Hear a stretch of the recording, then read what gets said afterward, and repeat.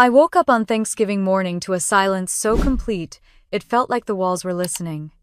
This house was never quiet on a holiday. I'd grown up with the clatter of pots before sunrise, the thump of my father's heavy steps, my mother opening and closing cabinets like she was conducting an orchestra, and my sister Sophie blasting whatever pop song she was currently obsessed with. But that morning, the kind of morning usually filled with warm chaos and cinnamon, and voices, the air felt hollow, too hollow. I sat up slowly, the blanket slipping off my shoulders, and realized I couldn't hear anything at all. No coffee machine sputtering, no footsteps, no TV humming from the living room. Not even the creak of floorboards that always betrayed someone moving around. I swung my legs over the bed, a growing tightness in my chest. Something wasn't right. Thanksgiving isn't supposed to feel like an abandoned building before dawn. I pushed my hair out of my face and stepped into the hallway. Cold air drifted against my skin, making me shiver. The house felt wrong, like someone had wiped it clean of life in the middle of the night. I walked toward the stairs, pausing at the top to listen again, hoping to catch even a whisper of movement. Nothing. Not even Sophie's usual morning complaints, or the scrape of my mother's slippers. I went down the stairs slowly, one hand on the railing, trying to convince myself that maybe everyone was just out for a sunrise walk or picking up something from the store. But as soon as I reached the bottom step, I saw the truth. The living room looked like a staged photo in a magazine. Too neat, too untouched. The throw blankets were folded like they'd never been used. The rug looked freshly vacuumed. There wasn't a single mug crumb or sign that a family of 4 had been living here yesterday. And the air smelled faintly of bleach, which was strange because my mother only deep cleaned before guests came over. Certainly not at 3 in the morning. My heartbeat started to thud in my ears. I walked into the kitchen, letting my eyes scan the countertops. Empty, sparkling, wrong. My mother always left something out overnight when she planned to cook early. Butter softening, spices lined up, a bowl or two. But everything had been tucked away, wiped down, erased. I stepped toward the coffee maker and placed my hand on the glass pot. Cold. That was when my gaze drifted to the driveway through the kitchen window. 2 empty oil stains. 2 empty parking spots. Both cars gone. My father's silver Subaru. My mother's navy SUV. I blinked hard, hoping I was misinterpreting something. But the truth sat there as plain as the morning light. They were gone. I opened the front door and stepped onto the porch, hugging my sweater around my arms. The air was sharp, the kind that made your breath cloud in front of you.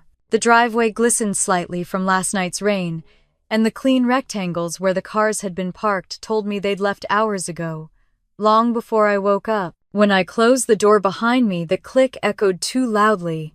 It felt like I'd been locked into someone else's life. I walked back into the kitchen, hoping, praying there was some explanation waiting for me. Maybe they left a list, a note, a message, saying where they'd gone so early on a holiday morning. Then I saw it. A single folded piece of paper on the counter, pinned by the little turkey magnet we'd used since I was a kid. No name written on the outside. No handwriting style that felt familiar at first glance. I picked it up with hands that felt too cold and unfolded it. Claire, we flew to the Maldives. It's a family trip. You wouldn't enjoy the flight. Back in 10 days. Mom once stared at the words until they blurred. The Maldives. A family trip. Without me. A decision made without discussion, without warning, without even the courtesy of waking me up before leaving the country. I read the line again. You wouldn't enjoy the flight. Like I was a fragile object. Like they'd done me a favor by excluding me. Family trip. The words stung worse than the cold air. I set the note down slowly, almost afraid it might burn my fingers. I swallowed hard and looked around the kitchen, the same kitchen where I'd spent my entire life being the reliable daughter. The helper, the background character. I reached for the fridge handle, and when I pulled it open, it hit me that the usual leftover container shelf was empty. They'd cleared it out, prepared for their vacation. I walked into the hallway and checked the bench where Sophie always dumped her backpack. Empty. The hooks on the wall where coats usually hung were bare. My father's fishing cap was gone. My mother's oversized tote was missing from its spot by the door. Every sign of them had been removed. Prepared, planned. The realization crept in slowly, cold and crawling. This wasn't spontaneous. This wasn't a mix-up. This was intentional. I went upstairs to Sophie's room and gently pushed the door open. Her bed was made something she never did. The vanity was cleared except for makeup brushes that had been organized by size, definitely not her doing. I saw a packing list on her desk, half crumpled. Packing list: swimsuits, beach dresses, chargers, Maldives, sunscreen, flights. 3 seats only, 3 seats only. I ran my thumb over the words, the letters shaking under my touch. My room was next. When I stepped inside, I immediately noticed things were off. My jewelry box drawer wasn't fully closed. My passport, usually tucked inside my nightstand, was missing. Clothes that were normally folded were moved. Someone had gone through my things. I sank onto the edge of my bed as the truth sank into me harder than anything had in years. They didn't just leave without me. They prepared to leave me behind. They cleaned. They organized. They erased their tracks. They slipped out while I slept, making sure I wouldn't wake up in time to see them leave. I stood up again, forcing myself back downstairs. The house felt colder now, emptier, like a museum after hours. I stared at the note still sitting on the counter. The handwriting looked rushed, detached. The signature wasn't even how my mother normally signed her name. I picked it up again, reading it one more time. We flew to the Maldives. It's a family trip. You wouldn't enjoy the flight. A tiny, bitter laugh escaped me. The Maldives. A luxury vacation.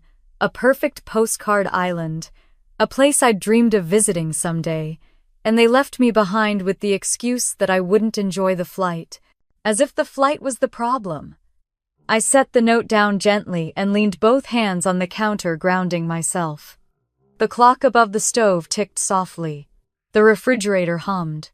The world moved on, utterly indifferent to the fact that my family had boarded a plane without me. I closed my eyes and let the truth settle like a stone at the bottom of a pond. They didn't forget me.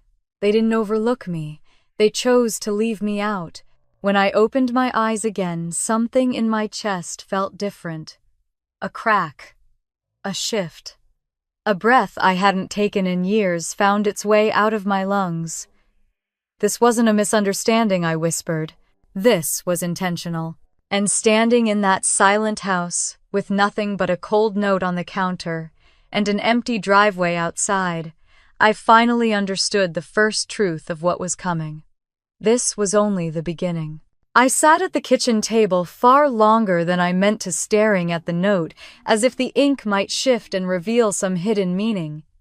But the words stayed the same, cold, clipped final. Finally, I pushed the paper away and let out a long breath, one that seemed to come from somewhere deep in my ribs. How did I become the disposable one? I murmured, to the empty room. And just like that, memories I thought I'd buried began rising one by one as if summoned. I used to believe my childhood was normal. Maybe every kid thinks that until they're grown enough to see the edges. But looking back now, I can trace the beginning of everything to years I once called simple, ordinary. The truth is, those years set the stage for this moment, the moment I found myself alone in a house that was never really mine. When I was 8, my grandmother, my dad's mother, once bent down, tucked a strand of hair behind my ear and whispered, "You're a bright girl, Claire. Don't let the world make you small." I didn't understand it then. I thought she was just being kind. I didn't realize she was warning me. I was 11 when I began noticing the shift. Sophie had just turned 4, loud and adorable and soaking up every ounce of attention in the room. My mother used to beam at her the way sunlight falls through a window, warm, generous, effortless. At me, though, her smile was different. It always carried a hint of expectation of something she needed me to do before I had earned affection. Dad wasn't much better. He'd ruffle Sophie's hair, call her his princess, but when he turned to me, he called me reliable like it was a compliment. Maybe it was, but when you're a kid, reliable feels a lot like useful. I remember sitting at the dinner table in 7th grade, clutching a math test with a big red C on it. My stomach twisted as I handed it to my father. He adjusted his glasses, sighed loudly, and said, "You have to do better, Claire. Look at your sister. She's going to go farther than you ever will." Sophie was 7. She was coloring at the table, humming to herself, not even aware she'd just been held up as the golden standard. I sat there quietly, feeling something tight and unpleasant curl inside me. I told myself he didn't mean it. I told myself lots of things back then. I think that was the year I realized love in our house wasn't the same temperature for everyone. By the time I hit high school, I was already used to being the responsible one. If there was an event, I was expected to help set up. If Sophie had rehearsal, I was expected to tag along. If something needed fixing, I was the one who figured it out. And when I asked my mom if I could try out for the school talent show, she didn't even look up from folding laundry.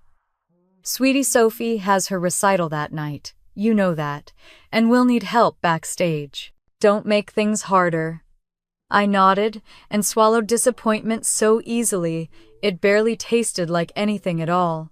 The older I got, the more familiar the line became. "Don't make it about you, Claire." They said it casually, the way people comment on the weather. But over time it carved something into me. A belief that taking up space was an inconvenience. That needing anything made me difficult. That I existed to support, not to shine. I didn't question it, not back then.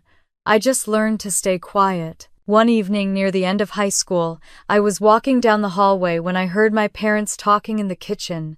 The tone made me pause. It wasn't angry. It was resigned, the way people speak when they're planning for the future. "Claire isn't as gifted," my dad said. "She's a hard worker, but Sophie has potential," my mother sighed. "Well, of course, Sophie's special. Claire is steady, useful, reliable, never special." I froze on the carpet, staring at the wall, the edges of my vision blurring. It didn't hurt the way I thought heartbreak would hurt. It just felt heavy. Like someone had placed a stone inside my chest and told me to carry it forever. I didn't confront them. I just went back to my room, finished my homework, and kept being the steady daughter they wanted. In college, I stayed close to home because the family needs you nearby. I told myself I agreed. That I wanted to be the supportive one. But the truth was, I didn't know how to choose myself without feeling selfish. Sophie went to a private performing arts high school. My parents praised every small achievement she had as if she'd invented talent. Whenever I shared news from my classes, grades, projects, accomplishments, my mother's reaction was always the same. "That's nice, Claire. Now could you drop Sophie off at rehearsal tonight?" After a while I stopped sharing. There wasn't a single mug crumb or sign that a family of 4 had been living here yesterday, and the air smelled faintly of bleach, which was strange because my mother only deep cleaned before guests came over. Certainly not at 3 in the morning. My heartbeat started to thud in my ears. I walked into the kitchen, letting my eyes scan the countertops. Empty, sparkling, wrong. My mother always left something out overnight when she planned to cook early. Butter softening, spices lined up. Looking back, I see now that I wasn't loved more easily. I was simply loved less loudly. I became good at filling in the gaps, driving them everywhere, covering missed errands, helping with chores when they were tired, taking grocery lists scribbled in the margins of envelopes and making meals appear like magic.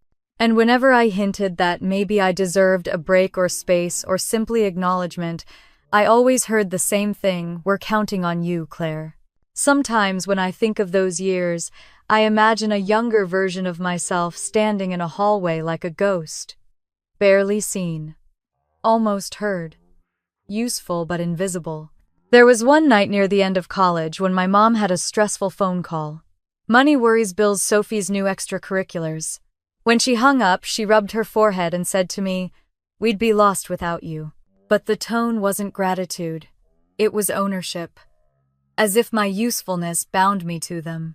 As if needing me guaranteed I would never leave. And I didn't leave. Not then. I took jobs nearby, helped Sophie practice lines for school plays, cooked Sunday dinners, cleaned the house when my parents were overwhelmed, kept my voice small, my needs smaller, but every now and then someone would slip. My mother once complained to a neighbor over coffee, not realizing I could hear her from the hallway. She means well, but everything has to be done her way. Sometimes it's easier to just work around her. Work around me. Like I was an obstacle in my own home. Sophie was worse. She learned early that being the baby gave her power. She'd talk about me like I wasn't in the room, rolling her eyes and saying Claire's so dramatic, or Claire gets upset over nothing and my parents always brushed it off. She's sensitive, Mom would say. Don't pick on her. Sensitive, dramatic, overreacting. All the ways you tell someone their feelings don't matter. Years of those little cuts added up. They turned into something sharp inside me, something I ignored for too long, something I didn't understand until this morning standing in the kitchen with that note. A family trip. 3 seats. The Maldives. Not me, never me. I sat back at the kitchen table and felt the weight of all those years pressing down. The moments where I convinced myself it wasn't favoritism. The times I swallowed my feelings whole, the times I chose silence because I thought silence meant love. Maybe this cold, quiet house was always where I was going to end up, not because I failed my family, but because long before they left me behind, they taught me to expect it.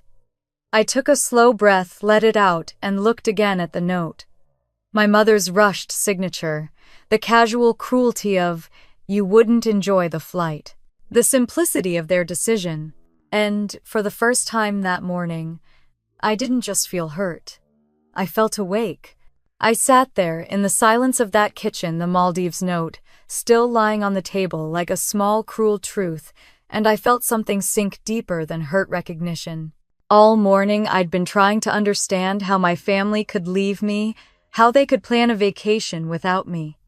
How they could sneak out before sunrise like I was a burden they needed to slip away from. But the truth was simpler than I wanted to admit. They'd been teaching me for years that I didn't matter. The signs weren't sudden. They were layered, stacked quietly, like dishes in a cupboard, one on top of another, until the whole thing finally toppled. I pressed my hands against the counter, grounding myself, and the memories began rolling back whether I wanted them to or not. It started small after college. I remember the day I moved home. I had planned to stay only 3 months, just until I found a decent studio apartment and settled into my first full-time job. But on my second week back, Dad mentioned his back pain, sighing dramatically as he lowered himself into a chair. "We could use the help," he said with a strained smile. "Just until we get things straight." And Mom chimed in, without missing a beat. "It's good to have you here, Claire. You're such a blessing. Stay a little longer, okay?" I told myself it was temporary. I always did. But a little longer slid into maybe after the holidays, which became once Sophie finishes her semester, and then your father needs you for his appointment, and suddenly a year had passed, and I was still there, still the convenient adult, a daughter who lived at home and held everything together. One night, after an exhausting day of juggling my job and a pile of errands they'd dropped on me without asking, I came home to Mom sitting at the table with a list. "We need groceries," she said, "and Sophie's dress needs to be picked up tomorrow morning. Oh, and don't forget to call the insurance company, they've been giving us trouble." I remember nodding, automatically bone-tired, feeling like I was slipping into a role I never auditioned for. And then Dad looked up at me from across the table and said, "You look tired. Did you at least finish the laundry?" I felt something splinter inside me then. Just a tiny crack. I swallowed it down. Because that's what I always did. The financial request started just as quietly. Mom forgot to transfer money to pay the electric bill 1 month. Dad accidentally used the wrong card for groceries and asked if I could just cover it this time. Sophie needed supplies for school because she couldn't ask them, money was tight. It added up quickly, but I didn't track it. I wasn't thinking about fairness then, I was thinking about keeping the peace. Being a good daughter. Being dependable, useful, reliable. Reliable is a trap word. It sounds like praise the first dozen times you hear it. It feels like a compliment. It feels like you're important. But at some point, reliable stops meaning we appreciate you and starts meaning you'll do it because you always do. One morning, I woke up with a sore throat, feverish and shaking. I could barely stand. When I told Mom I needed to rest, she handed me the car keys and said, "Sophie can't miss practice today. Please don't start this, Claire. We're counting on you. Counting on me. Counting on me to function while sick. Counting on me to bend until I broke. Counting on me to be there so they never had to lift anything themselves." I drove Sophie that day dizzy and clammy, gripping the steering wheel like it was the only thing keeping me conscious. She didn't even look up from her phone. "You don't have to act like you're dying," she muttered. I think I realized then that she'd learned from them, learned how to treat me, learned what I was worth. There was another moment I'll never forget. I'd been offered a position in Seattle, better pay, better opportunities, a fresh start. I came home excited, breathless with possibility. But by the time I finished explaining it, my parents were both shaking their heads. "Who will help us if you leave?" Mom asked. Dad frowned and added, "We can't afford for you to move away right now. Think about the family, Claire. Think about the family. Think about the unit that functioned because I filled in every gap. Think about the work they didn't want to do, the errands they didn't want to run, the responsibilities they didn't want to carry. Think about everyone but myself." So I said no to the job, partly because of guilt, mostly because I was too used to hearing their voices louder than my own. After that, they became bolder. Whenever I tried to make plans for myself, they'd guilt me into canceling them. Whenever I expressed exhaustion, they'd accuse me of overreacting. Whenever I asked for help, they'd act confused, offended even. "We already do so much," Mom said once. "Why would you put more on us?" I'd been paying the utility bills for 6 months by then.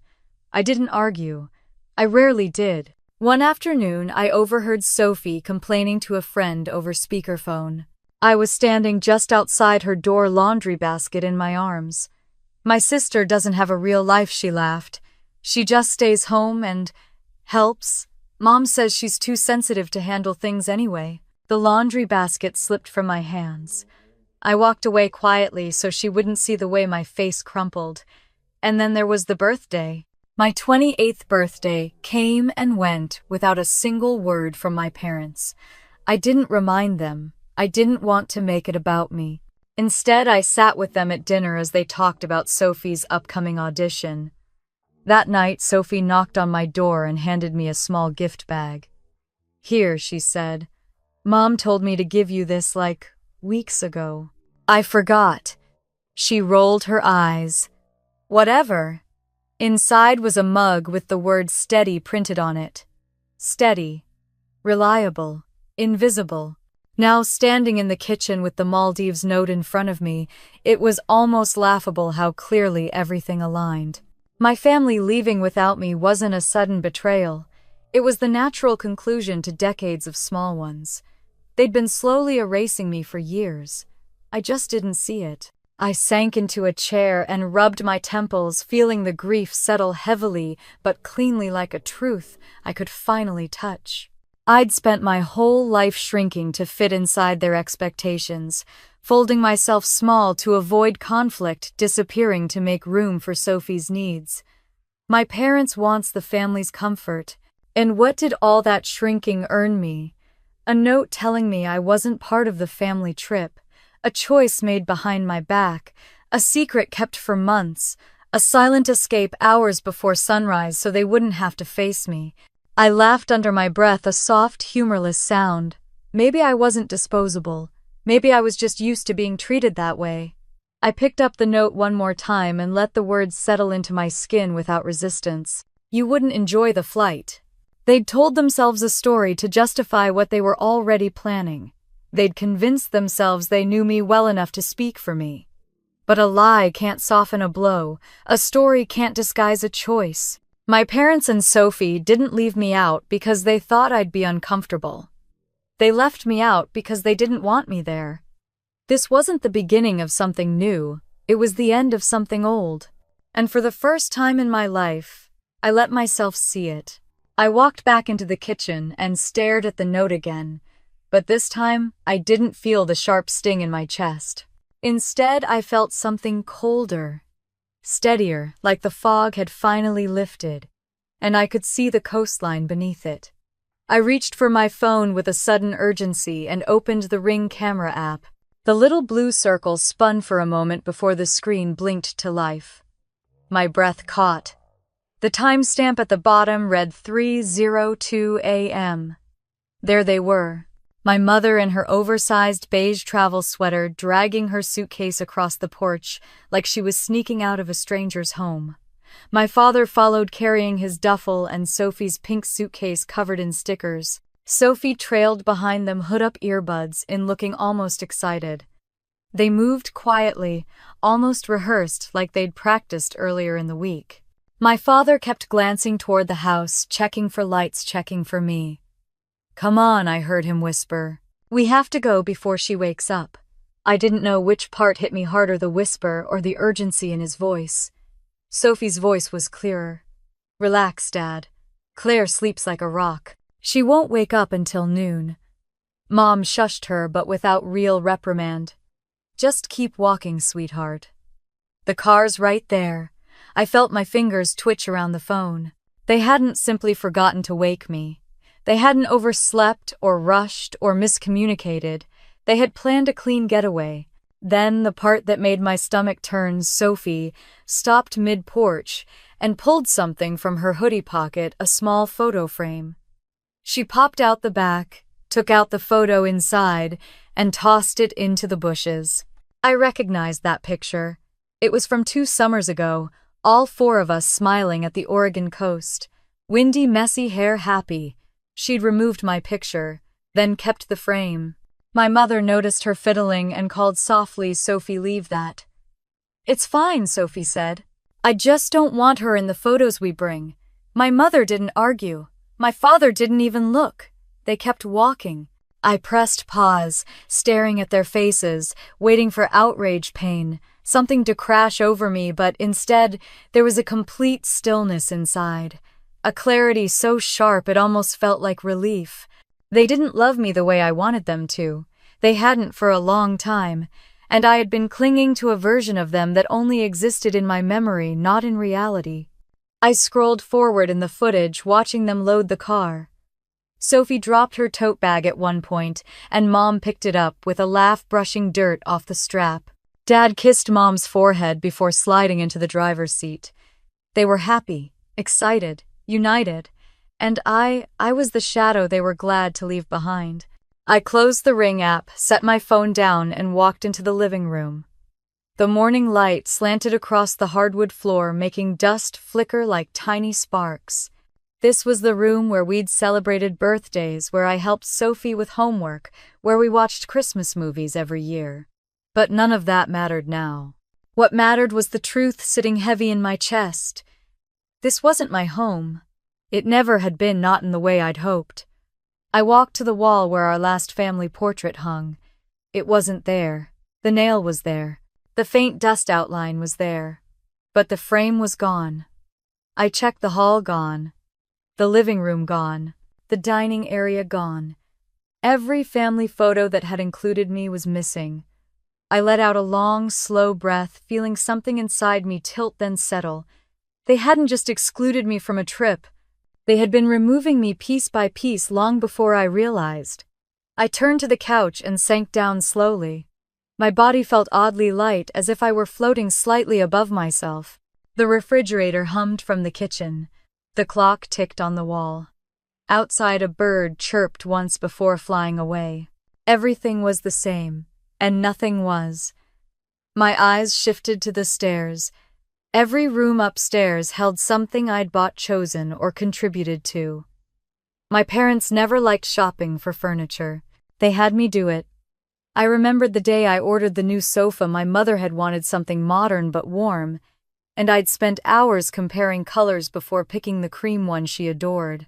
My father had said nothing at first, but when it arrived, he'd acted as though he had chosen it himself. I walked toward the kitchen and opened cabinets at random. The blender, my Christmas gift to Mom. The pots, my purchase when she complained the old ones were worn. The fridge, I had paid half for that after Dad said money was tight. They'd offered to pay me back. They never did. Everywhere I looked, my fingerprints were on the things they used daily. And yet I wasn't part of the family trip. I moved through the house slowly, as though walking through a museum of my own mistakes. I opened Sophie's room. Her backpack was gone, her shoes, her favorite jacket, but the desk I bought her last year, still there, the vanity mirror still screwed to the wall. The blue throw blanket I crocheted for her 17th birthday lay folded at the end of the bed. I stepped back, feeling an ache not sharp but dull and deep. The ache of seeing how much I'd given to people who barely saw me. My parents' room was next. I pushed open the door and looked around. Their suitcases were gone, the closet half empty, where they'd taken their travel clothes. The nightstand drawer was open slightly, so I nudged it with my foot. Inside was a packing list in my mother's handwriting. Passport, sunscreen, itinerary, camera, charger, Sophie's medicine, plain snacks. Check if Claire is asleep. Leave quietly. 3 seats confirmed. My hand tightened around the paper. That one line written casually in the middle of mundane items made something sting behind my eyes. Check if Claire is asleep. Leave quietly. 3 seats confirmed. They hadn't simply hoped I wouldn't wake, they'd planned for it. They'd verified it. They'd protected themselves from the possibility of facing me. I closed the drawer gently and sat on the edge of their bed. The mattress dipped slightly familiar and yet foreign. I remembered all the nights I'd walked into this room when Sophie was sick, when bills needed sorting, when something broke in the house. All the nights I'd stood in the doorway waiting to be told what to do. That girl felt far away now. Very far. I stood and took a long look around the room. The framed wedding photo on the dresser seemed to watch me. My mother's perfume bottle gleamed in the morning light. My father's watch lay neatly beside it. So many pieces of their lives. So few pieces of mine. I closed the door behind me and walked downstairs again. The house felt colder with every step, not in temperature but in spirit, like a place emptied long before the people left. I paused at the front door, resting my hand on the knob, feeling the weight of everything I'd learned in the past hour settle into place. This wasn't my home. This wasn't my family, not in a way that counted, not in a way that protected me. I let my hand drop to my side and took a slow breath. Enough, I whispered into the empty air. The word didn't echo. It settled. It rooted itself. And in that moment, for the first time in my life, I felt something steady and certain rise inside me, not anger, not grief, but clarity. I wasn't going to spend one more day pretending I belonged where I clearly didn't. And I wasn't going to stay here waiting for people who never once stayed for me. The house felt too quiet to hold all the thoughts rushing through my head. I stood in the middle of the living room, staring at the outline on the wall where our family portrait used to hang, and for the first time all morning I didn't feel the ache of betrayal. Not sharply, not like a wound. I felt something steadier, almost peaceful. My grandmother once told me the day you stop explaining yourself is the day you get your life back. I didn't understand those words at the time, but standing there, surrounded by the echoes of a home filled with everyone's things except love for me, I felt those words settle like truth. My hands were no longer shaking, my breath felt even. The pain was still there, but it had changed. It wasn't clawing anymore. It wasn't frantic. It was quiet, a kind of mourning not for them, but for the version of me that had tried so hard for so long. As I stood there, my eyes drifted toward the kitchen window. Beyond the glass, the backyard looked exactly like it always did. Bare trees, damp grass, the old bird feeder Dad kept promising to fix. But to me, everything had shifted. Nothing felt warm anymore. It all looked like a place I had stayed in out of habit rather than belonging. I walked into the kitchen and opened the fridge, letting the cold air wash over me. Every food item inside, every container, every leftover, every carefully packed lunch felt like a record of how much caretaking I had done, how many small acts of service had become expected unnoticed. My mother's handwriting on the note still sat on the counter. We flew to the Maldives. It's a family trip. You wouldn't enjoy the flight. Family trip. Not my family. Not my trip. The words repeated in my mind like a slow, steady drum. And yet I felt strangely calm, like the worst thing that could happen had already happened, and now all that remained was clarity. I turned from the kitchen and moved slowly toward the front door. Every room I passed seemed to whisper something: the rug I bought, because Mom hated the old one, the lamp I picked out, because Dad kept saying the lighting was terrible, the bookshelf I assembled for Sophie because she wanted a place to display her trophies. It was as if the entire house was built on the pieces of me they'd taken. Every memory had roots in my effort, not theirs. I walked down the hallway, pausing in front of the guest bathroom. The small towel hanging on the rack was the one I'd bought during a sale last winter. I reached out, touched the soft fabric, and felt something shift. This towel was mine. That rug was mine. So much of this house, so much more than I had realized, was mine. Not symbolically, not emotionally, literally mine. How much have I paid for? I whispered. The answer wasn't pretty. I turned around and headed upstairs again, but this time not to cry or lament. I moved with purpose. My steps felt grounded, strong. I went into my bedroom first and opened the nightstand drawer. Inside was a folder, a simple blue folder with the elastic bands stretched thin. I pulled it out and sat on the edge of my bed. For years, I saved receipts without thinking. I liked being organized. I liked having records. Dad teased me for it, called me overly cautious. But now, flipping through the papers, I realized what I had: proof. The television, the sofa, the washer and dryer, the fridge, the cookware, the vanity in Sophie's room, the desk in the study, the lamp in the hallway. Page after page, my name was printed in black ink, my purchases, my bank account, my signature. I closed the folder slowly, my fingers resting on the cover. "It's all mine," I murmured, almost softly, almost in awe. The sentence didn't feel vengeful. It felt true. Steady. A foundation shifting beneath me in a way that made space for something new. I stood and crossed the room, picking up my phone from the dresser. My grandmother's voice echoed in my mind again. "Don't let the world make you small." I typed slowly, deliberately, moving company near me. A long list popped up. I scrolled, reading comments, checking ratings, scanning for something that felt right. One company stood out: family-owned, excellent reviews, known for being respectful with delicate situations. I clicked the number. The phone rang 3 times before a man's voice answered, bright and professional. "Northwest Premier Movers. This is Jacob. How can I help you?" I took a breath. A small tremor ran through me, but not from fear. From certainty. "I need to schedule a move," I said. "Absolutely. What date are you thinking?" "Tomorrow," I replied. Another pause. "Tomorrow? That's Thanksgiving weekend, ma'am. We can do it, but there's a holiday rate." "That's fine. I'll pay anything you need." The clicking of his keyboard echoed faintly through the phone. "All right. Name and address." I gave him everything he needed. My voice remained steady. When he asked whether this was a full house move or partial, I answered without hesitation.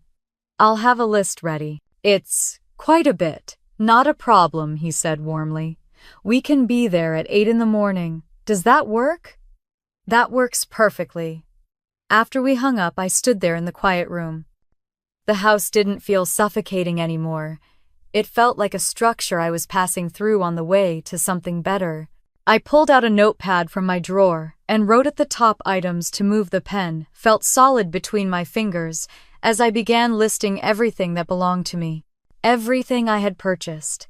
Everything they had taken for granted. One line, then another, then another. The list grew quickly, flowing down the page in neat handwriting. TV, sofa, coffee table, office chair. Kitchen appliances. Blender, mixer, cookware, dishes. Bookshelf, lamps, rugs. Washer, dryer, patio set. As I wrote, memories surfaced, not painful ones, but clarifying ones. The day I surprised them with a new refrigerator. Because the old one had finally died. Dad had said, "You really came through for us, kiddo." Mom had hugged me just long enough to make it look sincere. But the glow I felt then wasn't from gratitude, it was from believing I was finally part of something. Now I saw it differently. The day I bought the washer and dryer was after Dad complained about expenses. I had stepped in before he even asked, because that's who I was, the reliable one, the fixer, the convenient solution. But now I understood something important. Being useful is not the same as being valued. The house was quiet around me, but it didn't feel hostile anymore. It felt like a place waiting to be emptied, waiting for the truth to be put into action, waiting for me to claim what was mine and walk away. I finished my list, tore the page neatly, and placed it inside the blue folder along with the receipts. Then I sat back and let the weight of the moment wash over me. I wasn't running. I wasn't escaping. I was choosing.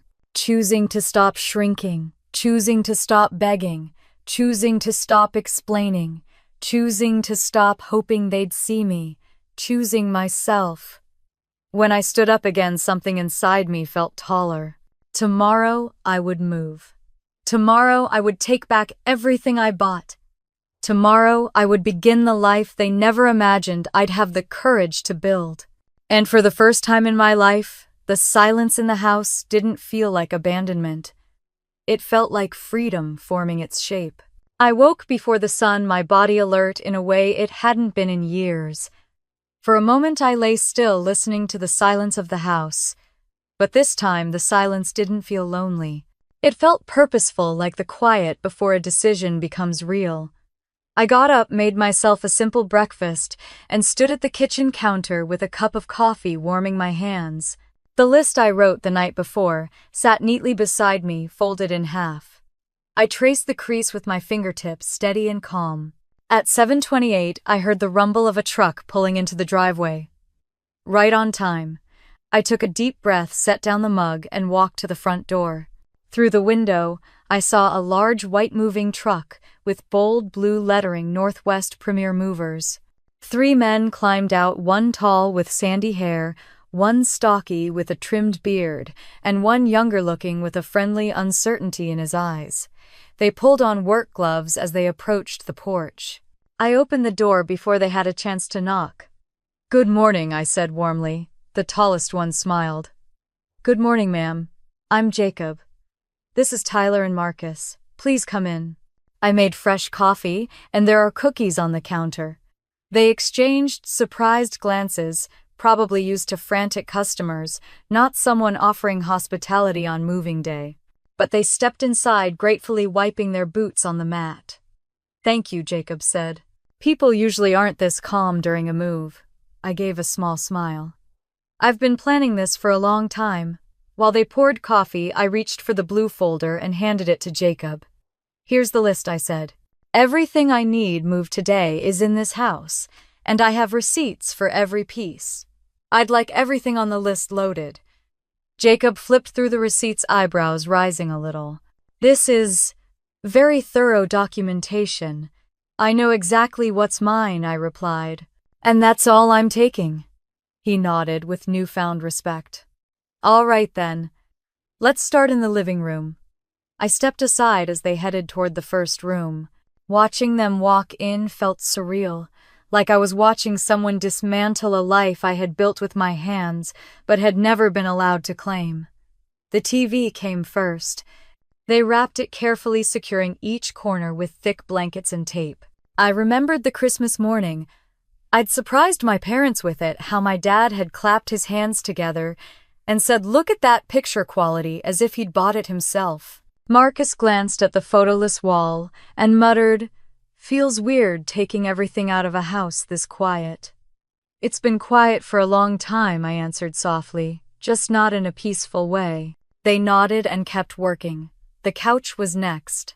The cream-colored one, my mother insisted on the one I'd bought because she said it would make the living room look more put together. Watching the three men lift it, tilting it sideways to maneuver through the hallway, felt strangely liberating.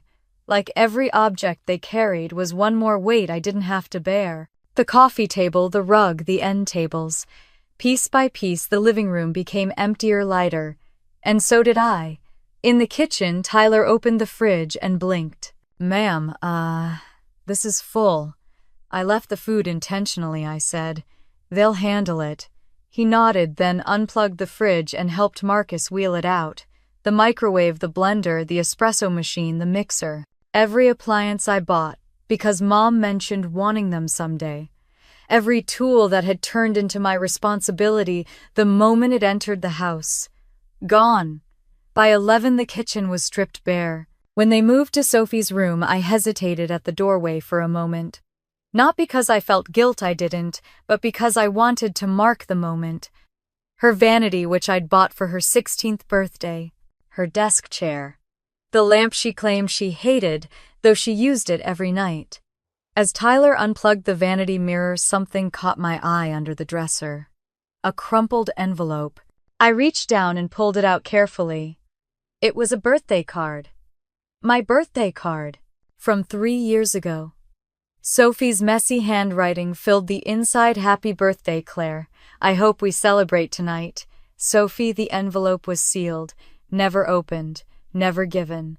My mother's neat handwriting was on the corner, "Not now." A cold, steady breath escaped me. All those times I thought I wasn't worth celebrating. All those years of silence. All those birthdays that slipped past like they weren't mine. Not now. I folded the card gently and tucked it into my pocket. When the movers headed into the laundry room, the washer and dryer came next. I remembered how excited my parents had been when the old set finally died, saying it was a good excuse to upgrade. I was the one who paid for that upgrade, and now I was the one reclaiming it. "This is a nice set," Marcus said as he wheeled the dryer out. "It should be," I replied. "They were expensive," he chuckled. "Bet they'll freak out when they come back." "They already are," I said calmly. "They just don't know why yet." Jacob looked at me, pausing mid-wrap around the washer. "You sure you're okay?" "Yes," I answered truthfully. For the first time in a long time. By mid-afternoon, the house was nearly empty. The dining room echoed when I walked across it. The living room felt like an open shell. The kitchen counters were bare. The walls looked brighter without the weight of everything I once gave. Jacob approached me with the clipboard. "We're just about done. Do you want a final walkthrough?" I nodded. We walked through each room.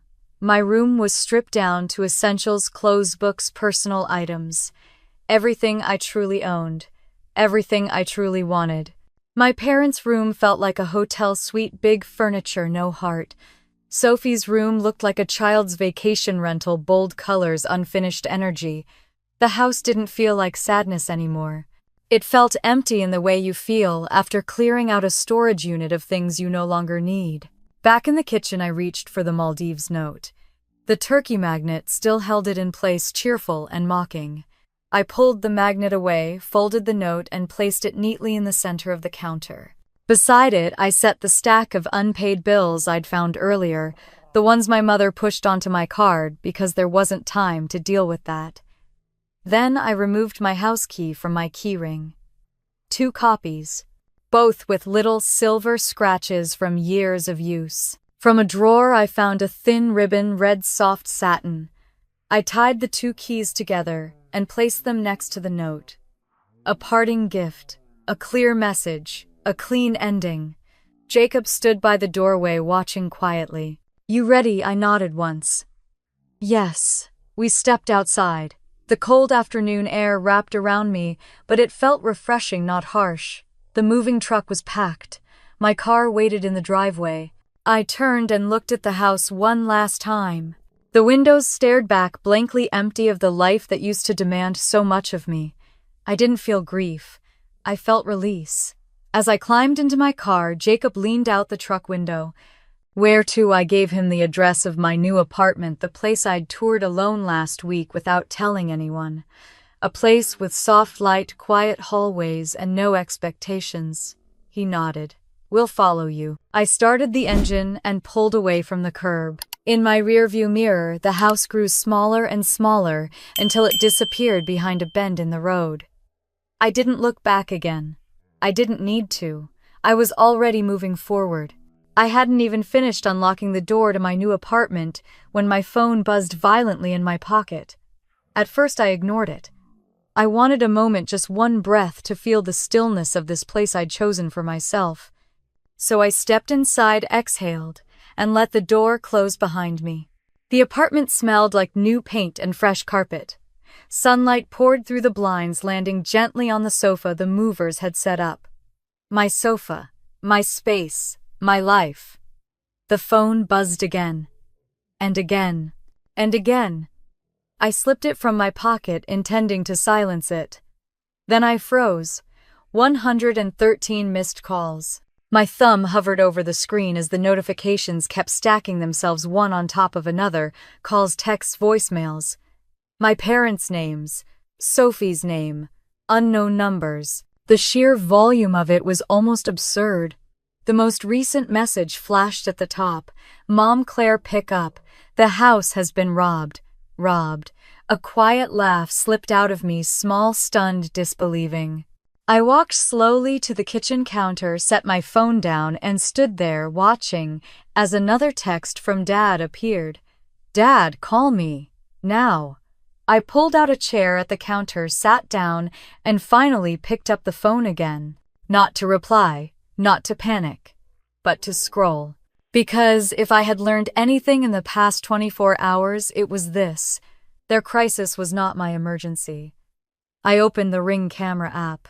The footage was still there, cloud saved. I scrolled through the timeline until I reached the moment they returned home from the Maldives. The timestamp read 3:42 p.m. I tapped play. They tumbled into frame, all three of them, dragging their suitcases behind them. Sun-kissed, relaxed, tan lines visible on their arms. Their hair slightly wine-tossed, clothes wrinkled from long travel. A perfect family returning from a perfect luxury vacation. A perfect family of three. Mom reached the porch first, tugging her roller bag behind her. She turned the knob and pushed the door open. She froze. Her suitcase slipped from her hand and tipped onto its side. Dad walked in behind her, still adjusting his neck pillow. He stopped abruptly. What the hell? His voice trailed off. Then Sophie entered, earbuds still dangling, scrolling on her phone. She glanced up, saw the empty living room, and her jaw dropped. Where's the couch? She shrieked. Mom stepped forward, hand pressed against her chest. Where's everything? Dad rushed deeper into the house, disappearing briefly from the camera's view. When he returned, he looked wild, frantic. The TV is gone. The rug is gone. The table's Claire's room. Everything's gone. Sophie's voice cracked as she screamed. My vanity, my mirror, my desk. They took my stuff too. I leaned back in my chair, watching as they spun in panic circles, touching empty spaces where furniture used to be, opening cabinets, opening closets, shouting over each other. I should have felt guilty. I didn't. Watching them panic felt like watching a play where I finally understood I was never meant to be cast in the starring role. Mom fumbled for her phone and hit 911 with shaking fingers. Yes, I'd like to report a robbery, she said breathlessly. Our entire house has been emptied. Everything is gone. I took a sip of the water I'd poured earlier and kept watching. Dad paced like a caged animal. How did someone get in? How did someone take this much? This is insane, Sophie flailed her arms. This is why you don't leave the house for 10 days. I told you this was a bad idea. Mom ignored her. The fridge is gone. They took the fridge, and the moment she said it, something inside me settled deeper. A bone-level clarity. A truth I had been slowly growing into since the morning they left. This was not my responsibility. I tapped into the saved voicemails. The first one was from Mom, her voice high and panicked.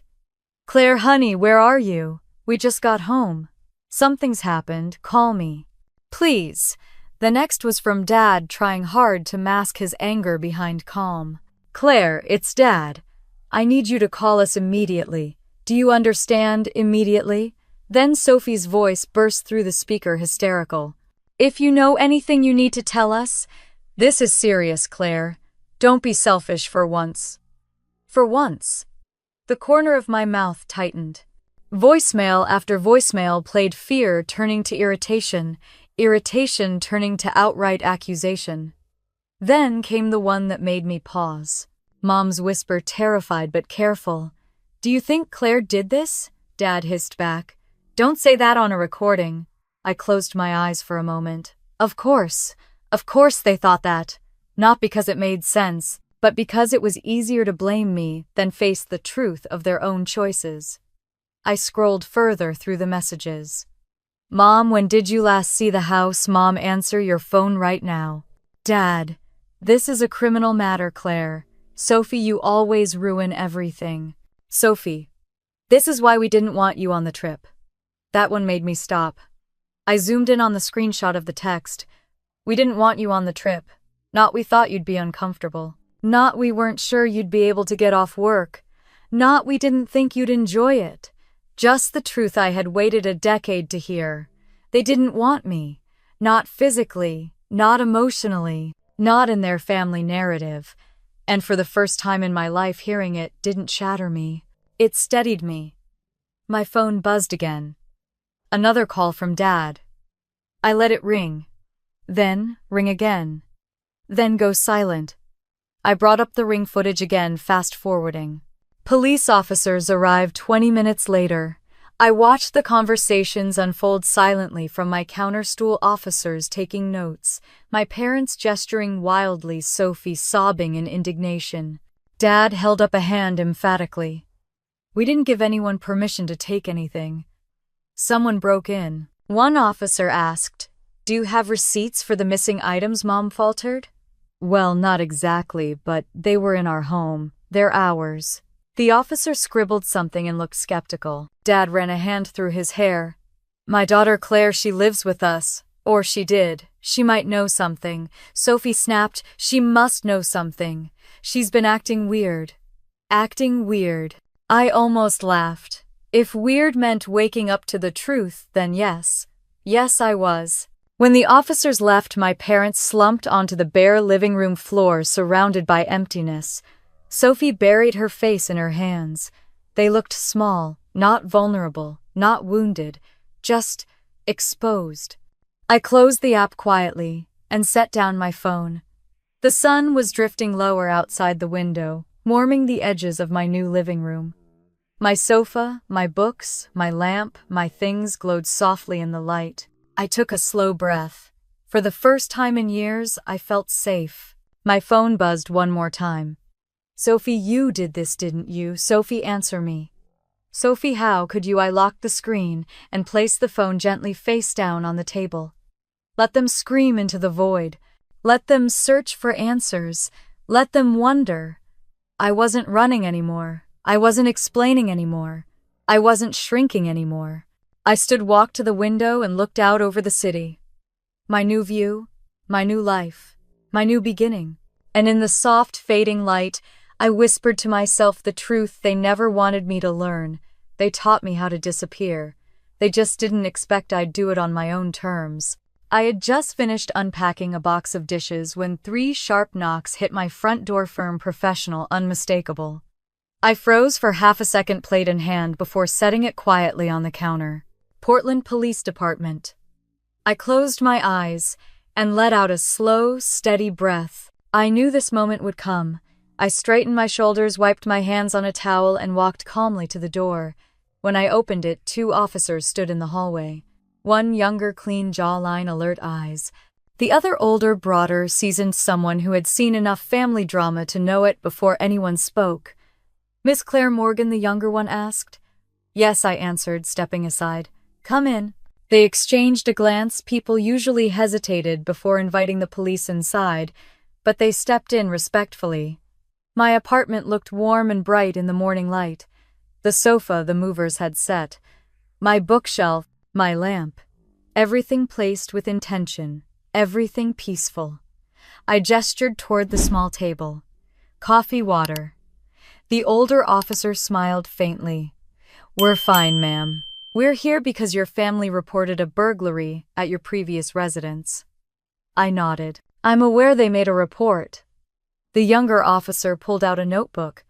They indicated the entire house was emptied while they were away. "Furniture, appliances, electronics." I waited. "And they suggested," he continued carefully, "that you may have information about the incident." I didn't flinch. "I do." Both officers paused as if they didn't expect such a direct answer. The older man leaned slightly forward. "Miss Morgan, did you remove items from the property?" "Yes," I said. "Everything I removed belongs to me." A silence followed, one of evaluation, not accusation. "Do you have proof of ownership?" the older officer asked. "I do," I replied, turning to retrieve the blue folder on my kitchen counter. I placed it gently on the table between us. Every receipt, every purchase, every item they reported missing was bought by me. With my money. The younger officer flipped open the folder. His eyebrows rose slowly. "These are incredibly organized." "I keep good records," I said simply. They flipped through pages: TV receipt, sofa, purchase, washer, dryer, invoice, credit card statements, screenshots of appliance orders. Everything labeled, everything dated, everything undeniably mine. The older officer tapped a particular page. "This is the refrigerator, yes, and this is the washer and dryer, yes." He looked up at me with something almost like respect. "Your family claimed these belonged to them." I met his gaze. "My family claims a lot of things." The younger one cleared his throat.